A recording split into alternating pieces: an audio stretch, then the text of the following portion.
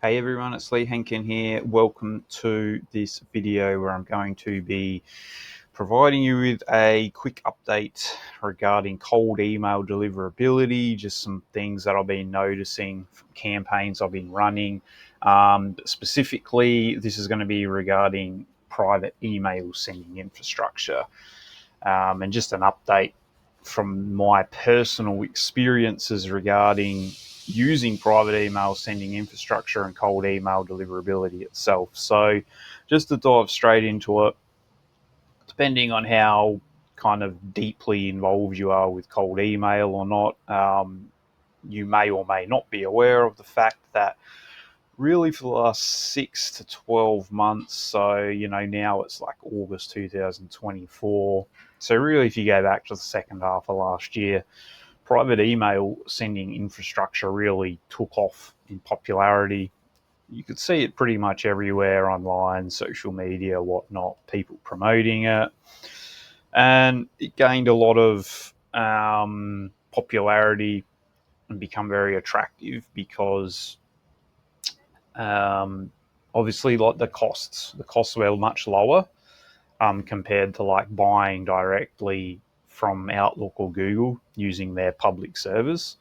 So that was the first thing that made it very attractive, was the cost. And secondly, the fact that it's like private and it doesn't really have the restrictions that public sending infrastructure like Google or Outlook has. However, with that being said, there's a lot of flaws and drawbacks with it. So I've been trying out a private email sending infrastructure provider for the last few months.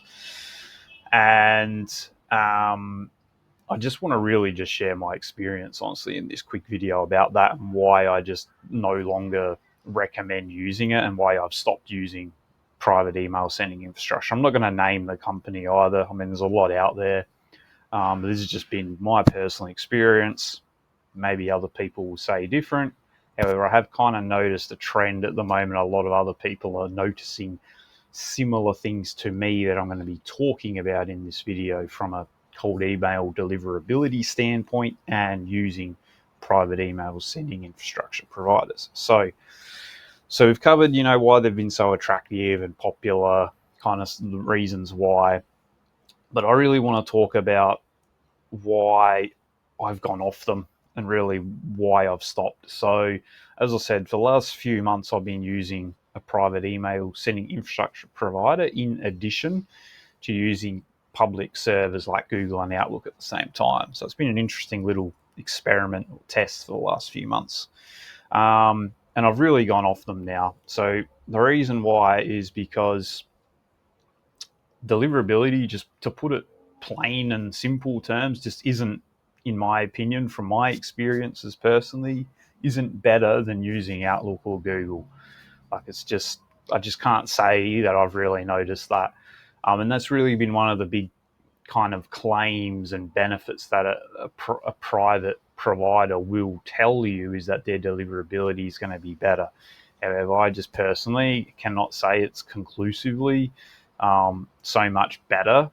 And then you've got other disadvantages with it as well. So short and sweet answer is the reason I stopped is because I just didn't notice deliverability was significantly improved compared to using public servers on Outlook and Google. Okay. In addition to that, there's other issues that are often overlooked. And actually, what I think, these are actually major flaws with private sending infrastructure providers that a lot of people overlook, and I certainly overlooked it. Like, I'll be the first to admit. The things I'm going to tell you now as flaws with using private sending infrastructure, I overlooked when I started doing it. But I guess that's kind of also a learning experience as well, part and parcel of actually testing and trying stuff. So kind of the flaws are, and really the facts that it boils down to as to why using a private sending infrastructure provider is just like flawed from the beginning, is most businesses on the planet are still using Outlook and Google for their email infrastructure. That's just like a fact. The facts are the majority don't use private unless it's like some mega big company. But most businesses that we're going to be probably contacting as lead generators or anyone looking to do outbound biz dev, they're going to be using Outlook or Google. So that means they've got like a monopoly on the market.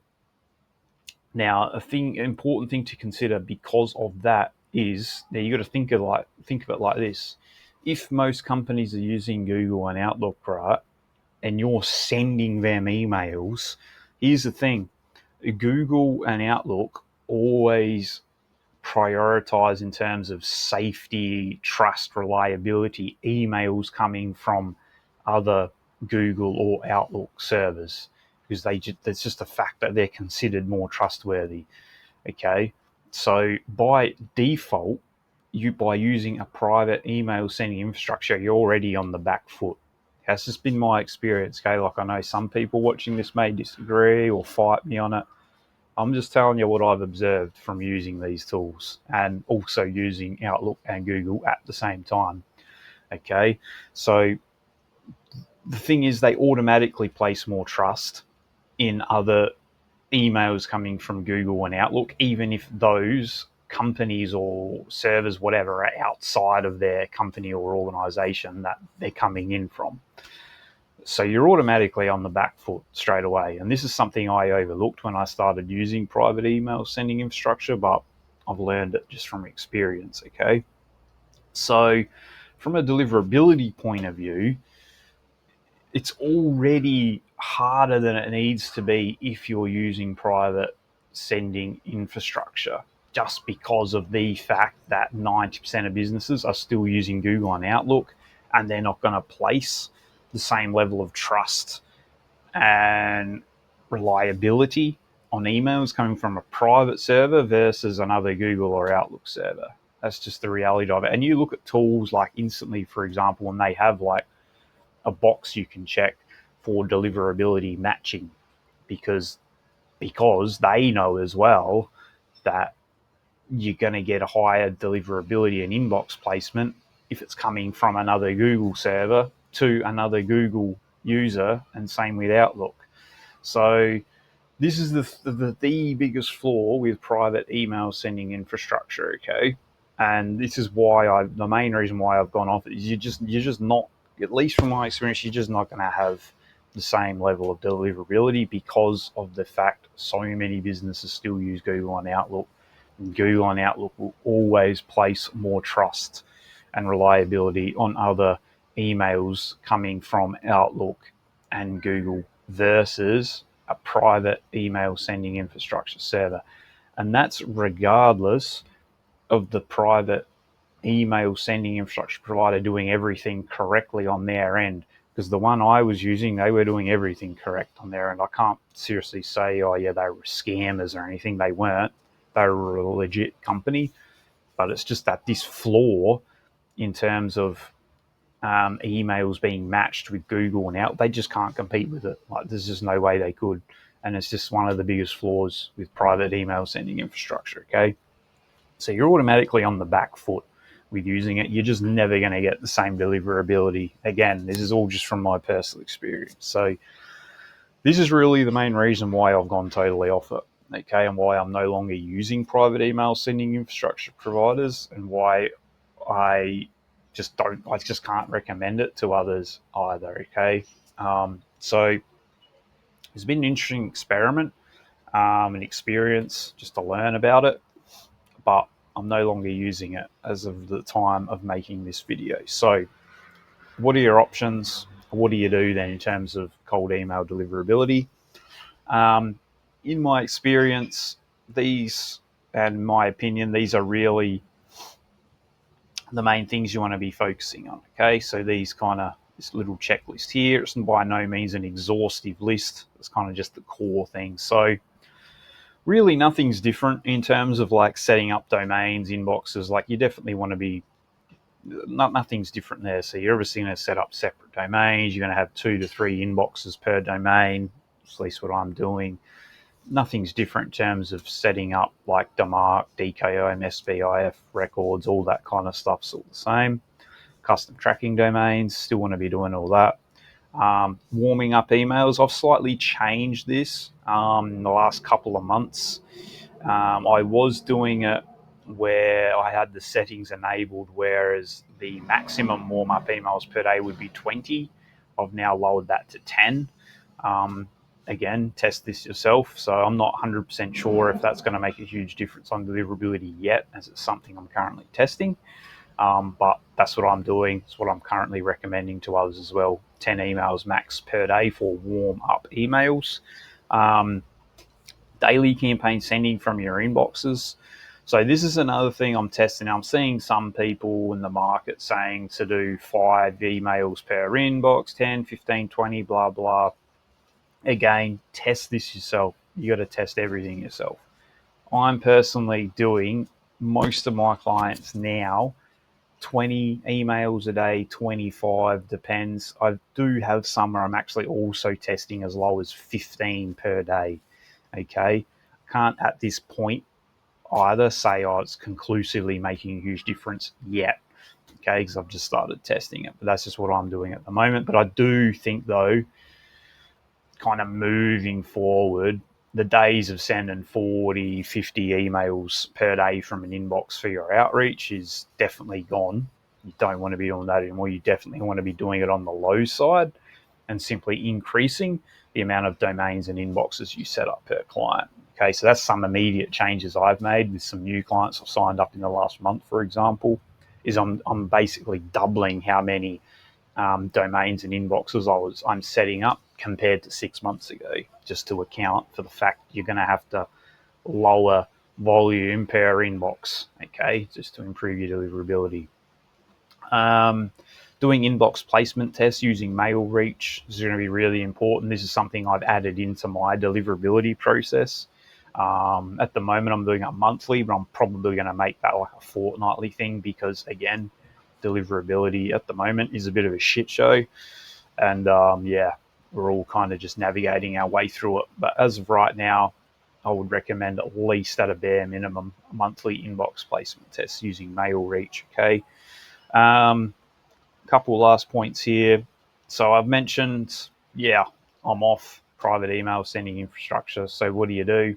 Well, you've got Google and Outlook public servers. I still favor Google, honestly. Like I'm probably heavily weighting more inboxes on Google, but I'm still using Outlook as well. But you definitely need some kind of diversification, whether it's either a 50-50 split, 60-40 split, 70-30 split. I'm probably doing like a 70-30 split, I would say, across the board. So 70% Google, 30% Outlook. But definitely diversifying is the safest and best way to go. And just last but not least, just making sure you're still using spin text in your messaging, subject lines, all that kind of stuff. So, like I said, there's a couple of other things I could probably add in here, but they're probably the main factors at the moment. So, yeah, just to wrap it up, that's really what I recommend that you should be focusing on in terms of ensuring good cold email deliverability at the moment. It is definitely a tough thing right now, deliverability. There's a lot of changes going on. No one really knows conclusively what to do. If you ask me, we're all just kind of testing stuff and navigating our way through it. It's absolutely, yeah, it's probably the craziest I've seen cold email deliverability in the last 4 years, honestly, literally right now. So, but yeah, so they're my recommendations though for the time being. And I guess just to finish up in terms of the topic of this video, I can't recommend private servers anymore. Google or Outlook's the way to go. So that's my tips for ensuring good cold email deliverability and avoiding spam, junk folders as much as possible. So that's pretty much it. Hopefully this was valuable too, just some insights from my experiences using different tools and stuff. If you got any questions, drop a comment. If you like the video, give it the thumbs up. Subscribe to the channel. I try to post videos every week. And yeah, share the video if you think it'll be valuable. That's pretty much it. Thanks for watching, everyone. See you on the next video.